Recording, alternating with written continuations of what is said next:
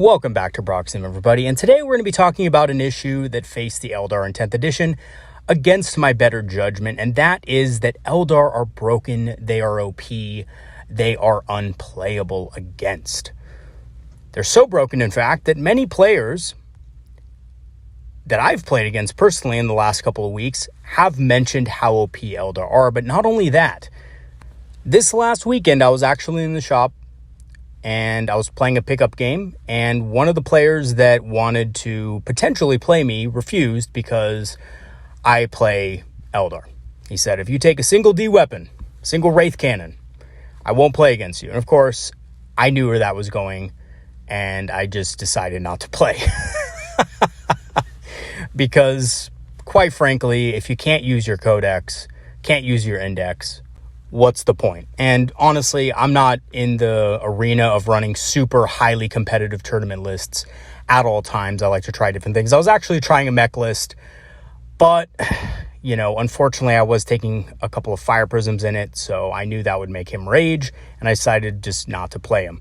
However, this issue is probably facing a lot of you Eldar players out there. You're going into your local shop, you're wanting a pickup game, you mention you play Eldar, you bring out your Wraith Guard, and people start complaining. So I think this is an issue that is obviously a little bit more complicated than it seems at first. A lot of people, including people on YouTube, have just gone through the list of what makes Eldar broken. And I've actually considered this and taken these, accusations of Eldar being broken really seriously, because this is a channel where I try to really break down the Eldar in an easy to understand way for new players, and also, maybe, hopefully, teach some experienced players a couple new things about their favorite faction. So this is the goal of the channel. And when people are saying that Eldar are broken and they won't play against them, blah, blah, blah, I take that kind of seriously. So let's go ahead and examine what actually makes Eldar broken, though, because I guarantee you it's not just Strands of Fate and Unparalleled Mastery, as a lot of players out there are suggesting that that's one of the biggest issues about the Eldar, right? And it's part of this long laundry list of things, along with other, less credible comments and concerns about the Eldar, but we will get into those. There is one thing that is broken about the Eldar that I think is a big problem, but it's not just a problem for the Eldar, it's a problem for the entire game altogether. And that is, of course, devastating wounds and, in general, mortal wounds and how they operate and work in 10th edition. So what we're going to be doing in this video is we're going to be looking at the real reason why the Craftworld Eldar are broken in 10th edition. It's not really a Strands of Fate problem, guys. It's a mortal wounds problem. So in this video, we're going to be reviewing the Strands of Fate rule as well as the Unparalleled Mastery rule. Two of these in combination have created quite the stir in the community as far as what's broken, what's really good, and what's not. We're going to break down the main issues people have with the Eldar Codex in 10th edition, index, I should say. I'm probably going to say Codex a few times in this video. Disregard, it's just bad habits. Old habits die hard. And why most of these concerns are incorrect. And yes, when I say these other concerns that players have, comments that players make about Strands of Fate and Unparalleled Mastery being broken, I think they're wrong, and I'll explain why. And then we're going to discuss a real and sustainable solution for the short and long-term health of the game. And hopefully throughout this video, I can at least convince a few of you out there that are, raging against the Eldar to maybe reconsider and redirect your rage to the real issues. So let's look at Strands of Fate. So Strands of Fate is basically the army special rule. You start off with 12 Fate dice. They basically can be re-rolled as many times as you want before the game starts, but you have one less dice each time you roll. So if you roll 12 dice and you get a bunch of 1s and 2s, you can take one of those out and re-roll the results until you get something you're happy with. So you'll probably only want to re-roll that once or twice, because then you'll just have really not a lot of Fate dice. But yeah, so that's Strands of Fate. Whatever you roll is then saved in a pile, your Fate dice pile, and can be used to replace a roll in the game. Fate dice count as unmodified rolls, and this is another thing where players get kind of, angry about this because they can proc critical effects. They can also be used for advanced battle shock, charge, damage, hit, saving throw, and wound rolls. However, remember that you're only going to have a couple of 6s to start out, if that. You'll be lucky to have 2 6s, which is average. Of course, if you get lucky and roll like 5 6s out of 12 dice, that's just, well, Isha is smiling upon you. And that's kind of how the game is anyway. There's swingy things like that throughout every single codex, throughout every single roll. So yeah, you could end up with more than 2 6s, but you also could end up with 0 6s and have to re-roll it a couple times and maybe still not even get a 6. So there's a little bit of a chance there, but basically these can be used to substitute rolls in the game. And it's important to note for those of you out there who don't play Eldar but are angry at the Eldar for being, really strong in this edition, a third of those dice that you roll in the beginning of the game, about 4 of them will be 1s and 2s. 1s and 2s are completely useless. You never want to replace something with a 1 or a 2, right? That's a given. 1/3 of those are also going to be 3s and 4s on average, which, yes, can be used in a variety of scenarios, but they're not exactly the most powerful. And the most important ones are going to be the 5s and 6s, which are, again, only a third of your dice. You're only going to get about 4 of those on average at the start of the game. Yes, throughout the game, you can generate more. There are certain units that can generate a little bit, and, Farseers can also change bad dice to 6s, but there is no automatic way, other than that Eldar get more fate dice. You have to perform certain actions on the battlefield to be able to generate those, and typically those are counterable. So what this means is that a lot of the bad and worse interactions in the game actually come from Eldar's turn 1 and turn 2. When the full army is functioning, you're generating a little bit more fate dice, and you're being able to use those 6s for critical attacks, namely devastating wound criticals. Unparalleled Foresight is another thing people have issues with. It basically just means that each unit can reroll 1 hit and 1 wound roll. This is something we've actually had before. It was called Expert Crafters. We had it in 8th edition. We had it a little bit in 9th edition. It is good, but it's not ridiculously OP, and it's much better on some units than it is on others. Anti-infantry units, it's basically worthless against, things like scatter lasers, Avenger shuriken catapults, things like that. It's a very small benefit there. With things like Bright Lances, it's a pretty good benefit. So if you have a Viper with a Bright Lance or a Warwalker with 2 Bright Lances, this is actually a really good ability. But in and of itself, I don't think it's necessarily better than something like the Doctrine system that Space Marines have, which is incredibly powerful and really good. So yeah, it's great. I don't think it's OP though, and I don't think it necessarily warrants a huge nerf or anything like that. So there's basically 3 main issues people have with the Eldar Index in 10th edition, and there's a slew of other minor issues that I'm just not going to address because they're a little bit silly. They're a little bit of Eldar hate. Oh, of course the Eldar were broken. They've always been broken, blah, blah, blah, when people probably don't really know the game or the Eldar as well as some of the most competitive players. So the first issue is too many rerolls. The second issue is too many auto successes via Strands of Fate. And the big daddy of them all, devastating wounds on all D weapons, is broken. And I'll just say this right off the bat, there are 2 of these that I don't agree with for reasons that I will go over later in the video, and one of these that I absolutely agree with 100% that it is broken and something needs to be done about it. So the first concern people have is Eldar have too many rerolls. So this one was funny to me because if anybody has played the Eldar as long as I have, or has played the game as long as I have, they would know that Eldar have always been the reroll faction. We have always had ways of manipulating the dice through rerolls. We've had Guide. Fortune used to allow us to reroll the dice, believe it or not. Believe it allowed us to reroll saves in 3rd edition and saves and invul saves in 4th edition. Then eventually they changed it to a 5+ feel no pain, which is kind of like a mini reroll if you think about it. We've also had Doom, which allows us to reroll wounds, and we've had plenty of other things that allow us to reroll either the hit or the wound roll. We have had tons of rerolls throughout the entire game. That's kind of the Eldar thing. So again, Eldar have inherently from the beginning been a faction designed around reliability via rerolls and other buffs, and this has been the case since they were introduced. So if you have a problem with that, then you just have a problem with Eldar, and that's it. It's not about how strong they are or how weak they are. You just have a problem with how the army operates. which is totally fine. I mean, you can be an Eldar hater. That's cool. I mean, I don't like Space Marines very much. I don't hate them, but if you want to complain about something, there you go. You can definitely complain about that. Unparalleled Mastery in and of itself is something we have had before 8th edition as well, in which, again, it was powerful, but it was nowhere close to OP. At one point, yes, Eldar were very strong in 8th edition, but after a while, Codex creep set in, especially 9th. For a large portion of that, we were just really in the dumps. I mean, beginning of 9th edition, we were running on an old index and stuff like that. It sucked, guys. It wasn't good.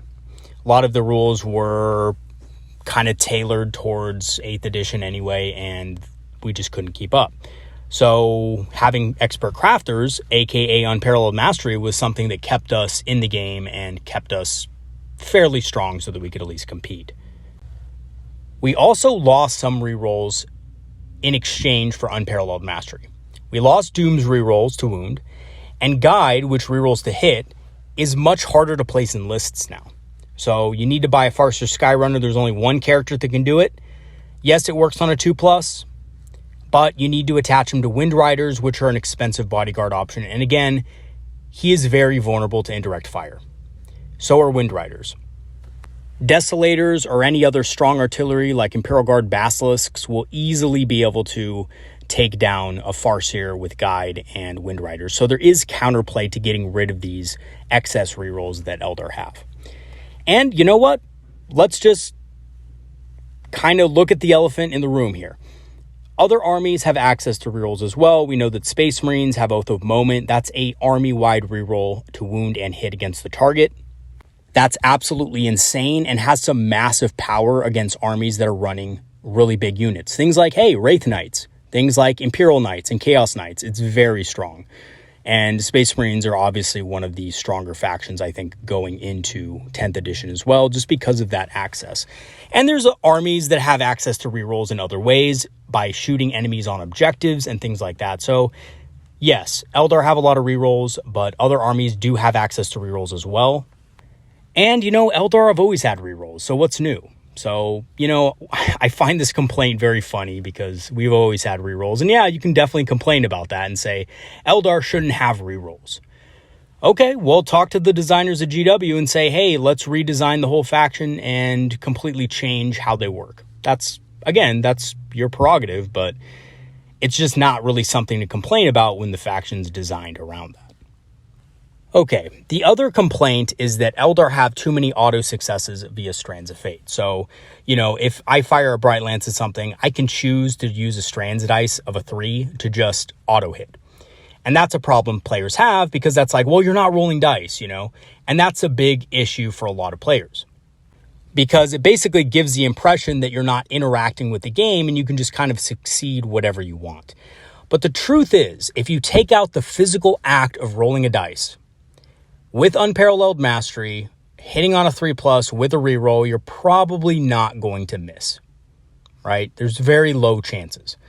In addition to that, Strands of Fate is a resource that you have to use. It's kind of like a command point or something like that, right? Strands of Fate is a resource. It's not something you get every turn. It's not like Oath of Moment where you just get it and you don't have to spend any kind of resource on it, right? You do have to spend that resource. And you're very limited with those. Farseers can only change a fate dice to a 6 once per round, and you can only start with 12 typically, but again, if you roll bad, you might start with 11 or 10. Farseers can only use that ability once per turn, regardless of how many Farseers you have. So you can't have like 3 Farseers on the board generating 3 6s every turn. That's impossible. Your 6s and 5s are limited and very precious. You're only going to have 3 or 4 of those to start out. And yes, you can generate more throughout the game, but they're typically very limited and there's counterplay to it. So the units that do generate those dice, you can easily kill Guardians, right? Farseers, those things are killable. They're very squishy. And if they're not on the board, they can't generate the fate dice. Okay, so let me give you a quick example of how Eldar would use fate dice for damage rolls. So Bright Lances do D6 plus 2. You can substitute that D6 for just the flat 6. So if you have 2 Bright Lances and you have 2 6s, you can basically do 16 damage to an enemy vehicle or monster. This has a lot of players up in arms because it's like, well, 2 Bright Lances can auto-kill my Land Raider. That's not really fair. Yes, if you don't make your saves, if I hit and wound, and considering, I'm not using any Strands dice for those, which again, I could, but those are precious resources, then yes, you could kill a Land Raider theoretically with 2 Bright Lances. But that is going to require 2 3s, 2 4s, and 2 6s. And that requires you to also fail both of your armor saves, which you will get, unless you're not in cover, you're going to get a 4+ armor save against those attacks. So theoretically, you should save at least one of those. And yes, there are ways to ignore cover. I realize that, but there are also ways for Land Raiders to be more durable through stratagems and other things. So there's a give and take there. So 2 Bright Lances, spending 4 Fate dice. So remember, that's a third of our pool already. Not counting for your armor saves and other things like that boost your durability, only increases their combined damage by 5. Yes, you heard that correctly. 2 6s on Fate dice will give you about 5 more damage with Bright Lances. And that's considering you also use Strands dice to wound, so you can guarantee an auto wound on a 4+. So that's not, for the resources, that's not spectacular. Again, this is basically the same thing as just having another Bright Lance. So that's what it is, right? Strands of Fate allows you to increase the damage of what you already have on the board by a certain amount. And for a couple turns, it's kind of like having an extra Bright Lance in your army. And that's basically what Strands of Fate is. It's like, well, for the first turns of the game, if you use your Fate dice to give Bright Lances, extra damage or whatever, it's basically like having another Bright Lance. Oath of Moment, on the other hand, does essentially the same thing with no spent resource. It can be used every turn for massive damage with no drawback, no resource spent, and also it can be used in combination with any of the doctrines and other special abilities that Space Marines have. So yes, Strands of Fate is a good ability, absolutely. It allows you to basically guarantee that something will die on any given turn and not really have to roll for it. I understand the rage and the salt about that, right? But when you're an army that has a lot of rerolls anyway and typically has data sheets with very precise, hard-hitting, front-loaded models that if you want something dead in your opponent's army, can usually get the job done because they're so specialized. And this is always how the Eldar have been, and they use this extra damage in exchange for survivability. All of them are basically toughness 3, 1 wound models with no better than a 3+ save. And that's typically the case outside of Wraith units. So Wraith units are a little different. They are tougher this edition, so there's that. But, I'll get into them later. So Strands of Fate in and of itself isn't really a problem if you're using it with weapons like Bright Lances, missile launchers, and things like that. It's not really going to increase the damage by all that much to say, hey, this army ability is broken because, hey, look, we have other things in the game that are also very strong, like Oath of Moment. And there are a lot of other things in, other armies that are very strong as well. The Tau ability, I know everybody doesn't really like that, but the Tau basically can get +1 to hit on everything they have. They're ballistic skill 4, and they've always been ballistic skill 4 typically. So, Tau they're still strong. They still hit hard. They still shoot well.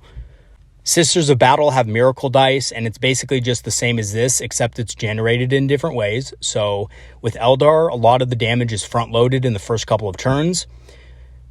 With Sisters of Battle, it's gained more gradually over the course of the game. So same rule, played in different ways, activated at different points in the game. And to give you an example of what this is like, imagine you're playing a MOBA or something like that, and there's 2 characters. There's a character that's really good in the late game, and there's a character that is really good in the early game. Maybe an assassin, good in the early game and mid game. And then in the late game, you have your, really hard-hitting bruisers that kind of need more items to be good, right? That's kind of what the dynamic is here. Strands of Fate is an ability that gives you a lot of power in the first couple of turns of the game. And the idea is that if you've executed your plans correctly, that amount of additional power that Strands of Fate gave you will give you an advantage that you can leverage throughout the rest of the game. Sisters of Battle, on the other hand, are more of an army that gets stronger as the game progresses. And I'm not saying that Sisters are OP or anything like that. Quite the contrary. I think, maybe if their points are off, I haven't looked at Sisters of Battle really, but if their points are a little bit off, yes, then readjust those. But their army ability itself is pretty good, especially since there's ways to build them in which you can maximize the effectiveness of Miracle Dice for the mid and the late game. And just like Eldar can use Strands of Fate on Brightlands damage, Sisters of Battle can use Strands of Fate, or Miracle Dice, on their multi-meltas and other D6 weaponry as well. Okay, now for the last point. This is actually the point that I understand and I agree with, which is Devastating Wounds on all D weapons is broken. It is broken. But the problem, I think, is with how mortal wounds themselves work, as they're inflicted one wound at a time and carry over excess damage. I think that's the real issue here. It's not that D weapons are broken, it's that Devastating Wounds itself is a broken rule. So again, the reason why it's broken is this allows units that are designed as anti-large, right? Good against tanks and monsters and vehicles, to destroy everything regardless of unit type. So yes, a D cannon sitting in your backfield can do really good work against tanks and monsters, and that's what it's intended to do. But with Strands of Fate mixed in, giving you those auto criticals, it's now good against infantry. It's good against everything, basically, because it can deal a lot of mortal wound damage regardless of the unit type. And this is an awful design, considering GW wanted to make units more target specific. And it also feels bad both ways, and I'm just going to give you an example, right? Other armies that don't get these automatic 6s, and by the way, Eldar, you're only going to have like 3 or 4 of those over the course of the first, 2-3 turns of the game, and that's because if you're facing a good opponent, they're not going to let you do that. They're going to have tools in their army to neutralize your Farseers. They're going to have tools in their army to, wipe out your Guardians so you can't generate more Fate dice and things like that. They're going to make it hard for you to actually play the whole game with all of your Fate dice, right? So obviously, if you're facing somebody who has no indirect fire and you can just sit in the back with Guardians, farm 5 Fate dice with them, and then change all those bad results to 6s with the Farseer, yeah, that's going to be really strong. But if you have the tools to deal with those units, you should be fine. And either way, even if we didn't have Strands dice, having that many attacks with Devastating Wounds feels really bad. And there's a lot of units in the game that do this. Assault cannons do it. So having a bunch of dice with assault cannons rerolling to wound is very powerful. And basically shreds anything if you have enough assault cannons. Just ask Deathwatch. They had to recently get their, stratagem nerfed because they had anti-infantry weapons with Devastating Wounds, which is insane. And for the Eldar, we have Wraithguard. So if you got rid of Strands of Fate, or you nerfed Strands of Fate to the point that, it was, really bad for every single other Eldar unit in the book, Wraithguard would still be good because Wraith cannons have natural Devastating Wounds and they can just roll 6s naturally, right? Especially if you take a unit of 10. It's only 110 points for them. You can roll 10 dice. You're getting +1 to hit. And then you're rolling to wound. You'll probably get a few natural 6s in there. And you can just change those natural 6s into D6 or just straight up 6 mortal wound damage. And that's still going to basically be the same thing. Your Wraithguard are going against infantry. I don't care, gone. Your Wraithguard are going against tanks, I don't care, gone. It doesn't matter what they go against because of that mortal wound interaction. And that makes Wraithguard just good against everything and not good against a specific target, which is what they should do. They should really just be good at killing big stuff. Big infantry units, big monsters, big vehicles, right? Hard targets. So things like Terminators, things like, Land Raiders, that kind of stuff, big monsters and stuff like that. So having said that, let's go into and talk about a real and sustainable solution for the short and long-term health of the game, which, by the way, isn't just nerfing Strands of Fate. If you just nerf Strands of Fate, that Devastating Wounds problem is going to keep rearing its ugly head throughout the edition. Every time a new codex comes out and there's a unit that does Devastating Wounds, it's going to be an issue and it's going to be problematic. So my idea for fixing this is going straight to the devastating wounds rule and basically saying that mortal wounds have no carryover damage. So it's capped at 1 model killed per attack. It doesn't matter how many mortal wounds you do to the target. You can only kill a maximum of 1 model per attack. So if your weapon has 2 attacks, the most you can kill with your mortal wounds is 2 models, and that is it. And what this does is it prevents models with the devastating wounds ability from being good at killing anything and everything in the game. Your Wraith Knight that's sitting on the back that can target everything on the board because of the towering special rule, well, now it's only really good against enemy vehicles and monsters, because if you fired infantry, you're only going to be able to kill on average 2 infantry models per attack. You're not going to be able to wipe out the whole unit. And if you implemented this, Wraith Knights would still be strong. They'd still be really good, but they would be fair because there would be infantry in your opponent's army that your Wraith Knight could not touch, and you would have to plan accordingly for that. You couldn't just have a list with a bunch of mortal wound spam, Wraith Guard, Wraith Knight, and, D cannons, etc., etc., etc. The other thing you could do, in addition or, by itself, is you can make it so that mortal wounds don't ignore invul saves. They just modify them by -1. So that means if units had invul saves, they would be able to still take them just at -1. So a 5-up invul would go to 6-up, 4-up would go to 5-up, etc. I don't think this is exactly the right fix, but I think it's a step in the right path. And honestly, even if it was tacked on to the no carryover damage rule, it would still be, in my opinion, a really fair fix. Yes, I understand people don't like having invuls in the game, but because AP is generally so low now across infantry units, it's not really going to matter much anyway. You're often not going to be able to push enemies past their invul save. So take a unit of Dire Avengers versus Terminators, right? Terminators have a 2+ save. Dire Avengers have a -1 AP on their weapons. They're not going to be pushing past that invul anyway, so it's just not going to matter that much. The other thing you could do, these are some other possible solutions, is give Devastating Wounds a unit type that it works against, kind of like the anti-rule. So D weapons, for example, could have anti-Devastating Wounds monster or vehicle, while the Shadow Weaver could have Devastating Wounds infantry. So what this would mean is that you can't just deal a bunch of mortal wound damage to anything. It's a specific type. So Warp Spiders are good at killing infantry. Okay, they have mortal wounds against infantry. D weapons are good against tanks and monsters, so they can have devastating wounds against monsters and vehicles, right? I think this would be also a fair way to limit the amount of damage that devastating wound units can deal to all types of different targets. And this could be applied game-wide to every unit. It's probably too complex for GW to do, though. I'm going to be honest. I doubt GW is going to go through all their indexes again, all their index cards, and add in, devastating wounds infantry, devastating wounds vehicle, to everything they come across. So I don't think it's a realistic solution that GW is going to do, but I do think it would be a good solution. So here's some other solutions that a lot of people are calling for, but I don't really think would solve much in the long run. A possible solution people are saying is to make Strands of Fate count as a modified role and therefore cannot proc devastating wounds or other critical effects. While this does limit the amount of mortals certain units could pump out, Wraith Guard and Wraith Knights still have enough volume to proc at least a few natural 6s per turn, right? You have 2 Wraith Cannons on the Wraith Knight, which is still significantly strong, with the blast rule. So you're getting basically D3 plus 1 attack on infantry units of at least 5.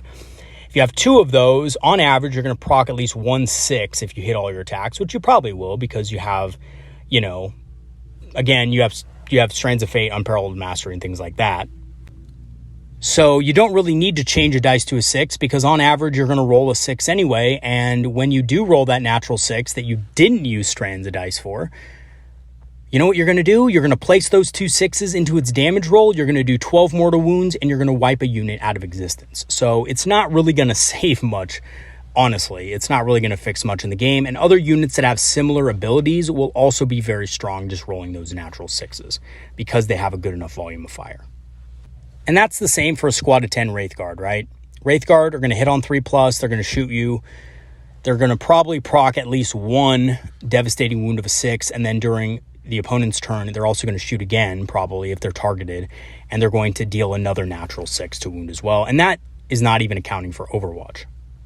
Which, honestly, Overwatch isn't that big of a deal with these guys, but you could use it to technically proc Devastating Wounds as well, if you get a natural 6. So you do have to get a little bit lucky with Overwatch, but, you know, you could do it. It is an option. Another possible solution might be to limit fate dice to 1 per unit per phase. It is a thing. It is a thing people are saying. However, I don't really think this is a good fix either, because it punishes tough units unfairly that want to use their fate dice for survival. Things like wave serpents, for example, right?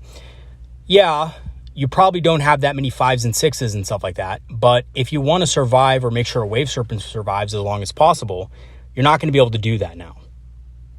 And yeah, if I'm playing a game, if I'm playing an Eldar list, and I want to use my 5s and 6s for saves instead of for devastating wound damage or whatever else, I should be able to have the option to do that as an Eldar player, or honestly as any player in the game. By the way, Sisters too should be able to do this. If they have 4 Miracle Dice, they shouldn't have to just use 1 per unit per phase. They should be able to use however many they want, because that's how they want to run their list, and that's part of their strategy, and a lot of thinking goes into that.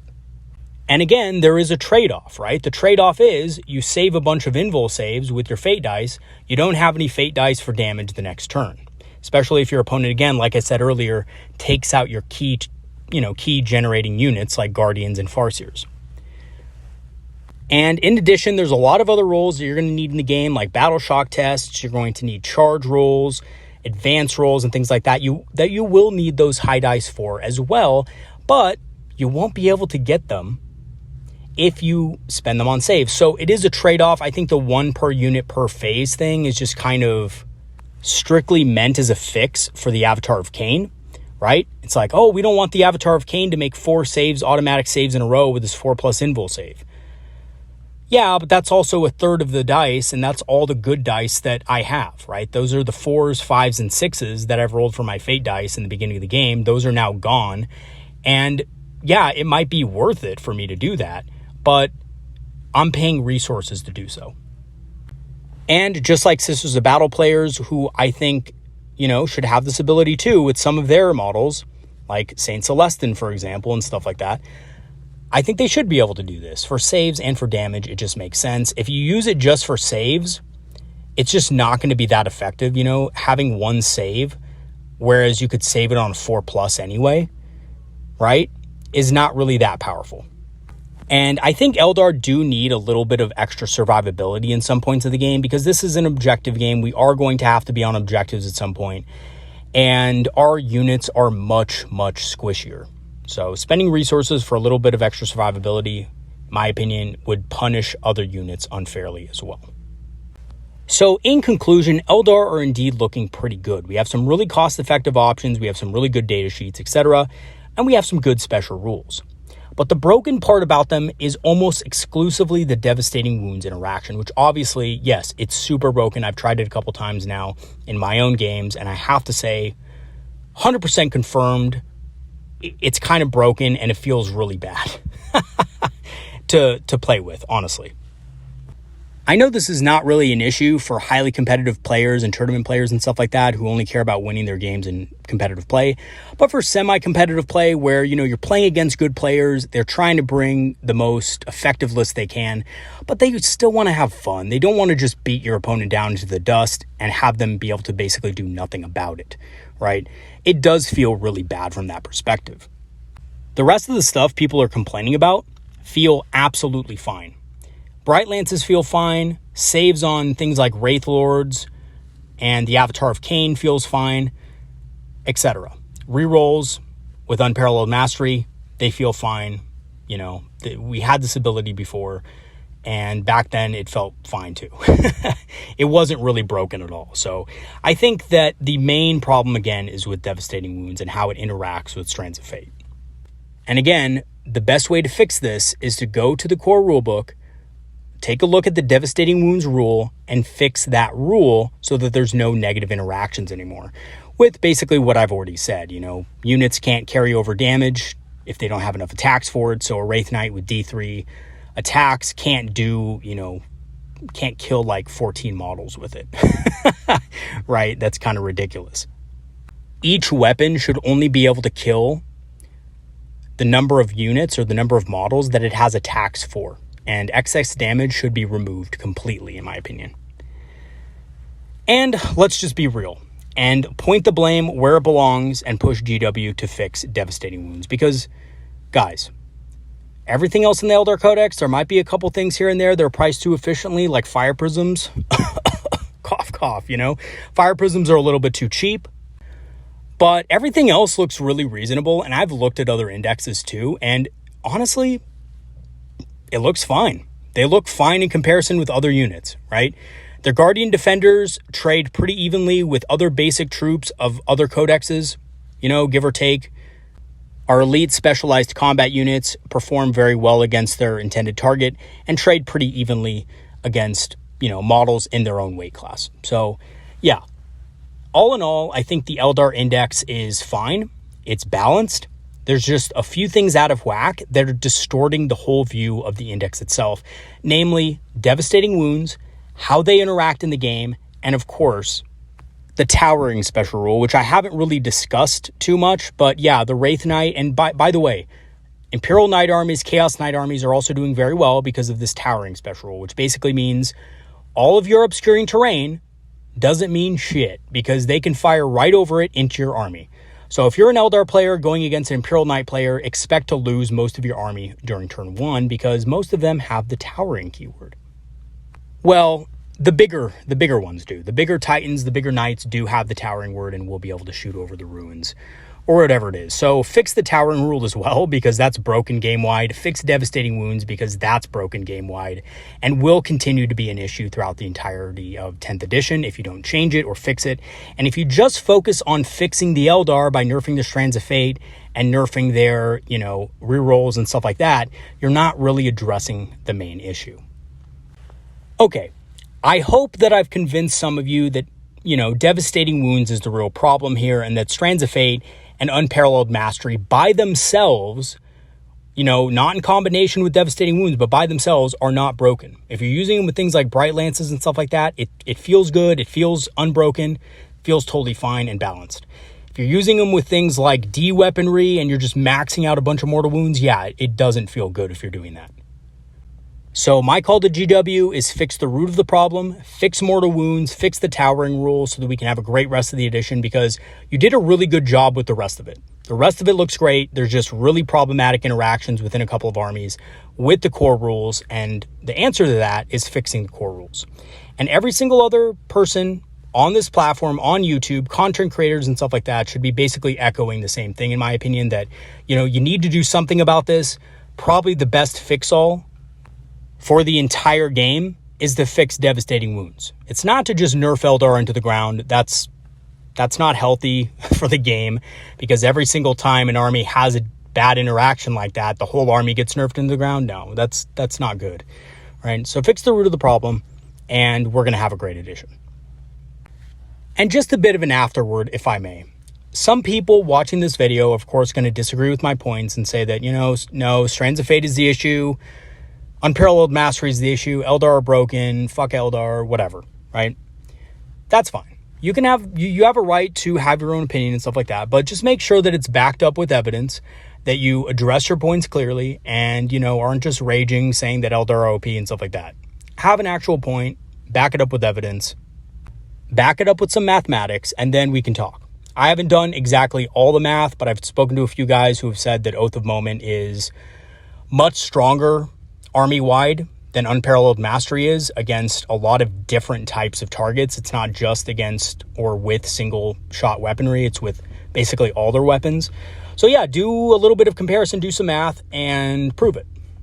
And I would absolutely love to see that. And if indeed Unparalleled Mastery with Strands of Fate beats out Oath of Moment with the doctrines and stuff like that that Space Marines can shoot out, point for point, then yeah, absolutely. Eldar, there should be some nerf there to something, right? But from what I've seen, that's just not the case.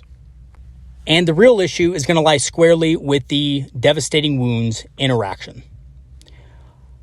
All right, everybody, that's going to be it for today's video. Thanks for watching. Hope you guys enjoyed that. I'm going to be having more videos coming out later covering the Forge World units that the Eldar have now and which ones are worth taking. I'm also going to be producing a few more videos this week on different styles of list you can run now in 10th edition. And let me know if you have any ideas. I am still working on that community post, but if you have any other ideas, let me know. Thank you once again also to all my patrons and supporters who have supported the channel over the last months.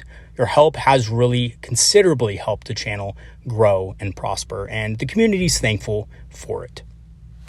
I'll go ahead and leave the links in the description if you guys want to donate or support, and I will see you guys next time. Have a great one, everybody. Peace out. Have some good games, and I'll see you guys in the next video.